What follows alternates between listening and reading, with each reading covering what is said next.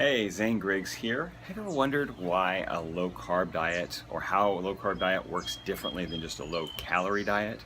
Um, there's a different physiology going on there, different mechanisms happening. When you just cut calories, which is your typical definition of diet. I almost try to avoid the word diet because people automatically think, oh, cutting calories, food restriction, I'm going to be hungry, and try to use the term food plan when I'm talking about like a low carb food plan or a weight loss food plan.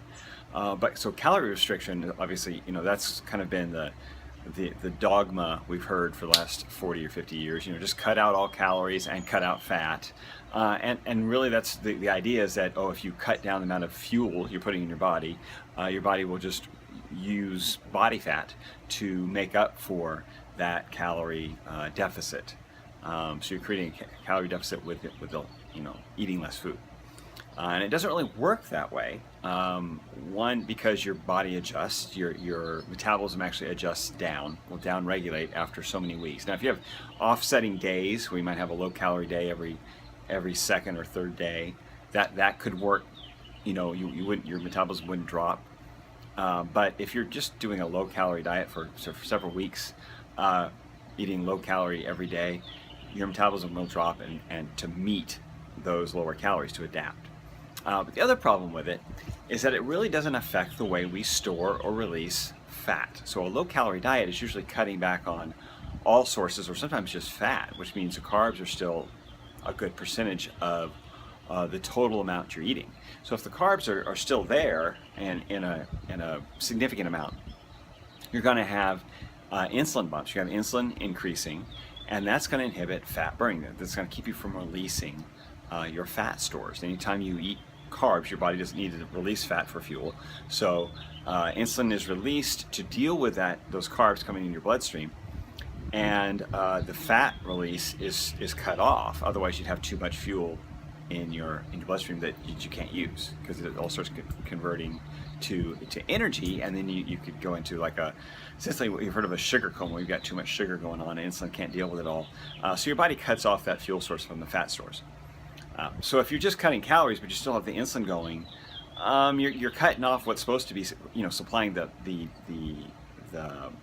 deficits, making up for the deficit. So basically supplying that fat for fuel to make up for the calorie deficit, and that's just not going to work. The low carb diet, does, even if you don't eat low calories. So you don't need to be calorie restrictive with a low carb diet. I've even heard of several people who have eaten more, more calories than they needed before, than they really would, you'd say what your calorie requirement is for the day. That's kind of fuzzy math, but you can actually eat more and still lose weight because you're not inhibiting your fat burning. You're not getting in the way of fat stores being released, broken down for fuel. That's because you're not bumping up your insulin and cutting off that pathway.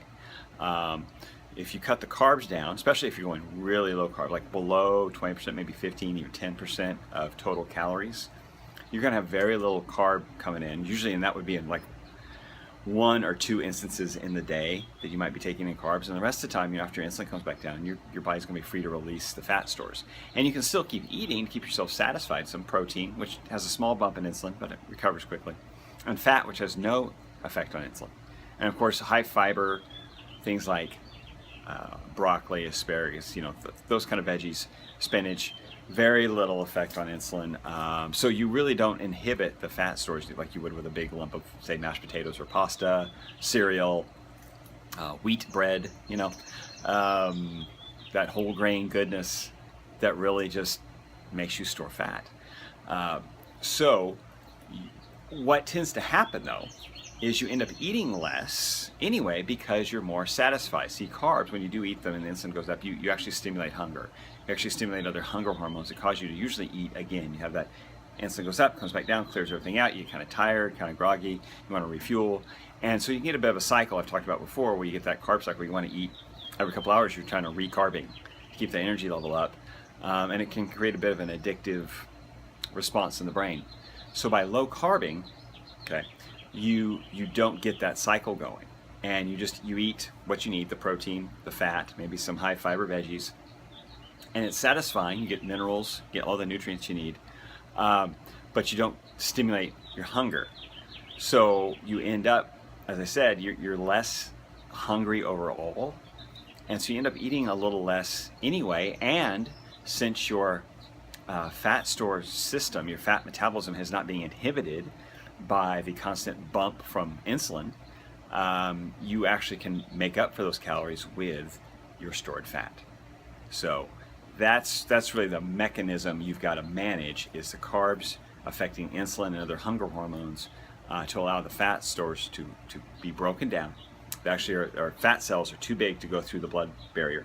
They get broken down, okay, into smaller particles that flow back through the from fat cells into the bloodstream to be used as fuel. Okay, when insulin is present, they actually combine to make triglycerides. So you get, you get the glycerin molecule, which is glucose, okay, so sugar, with some fat cells bound together, making this bigger molecule that doesn't pass through. When insulin's low and we need fuel, we break down that molecule. Fat cells are in much smaller particles. They pass through the bloodstream and for fuel. So we can utilize that fat much more easily when insulin is not being elevated throughout the day. Please, if you have questions about this, I know I got a little sciencey on you, feel free to post them below. Give me a comment at Facebook or on my blog, zanegrease.com. Happy to answer them. Talk to you later.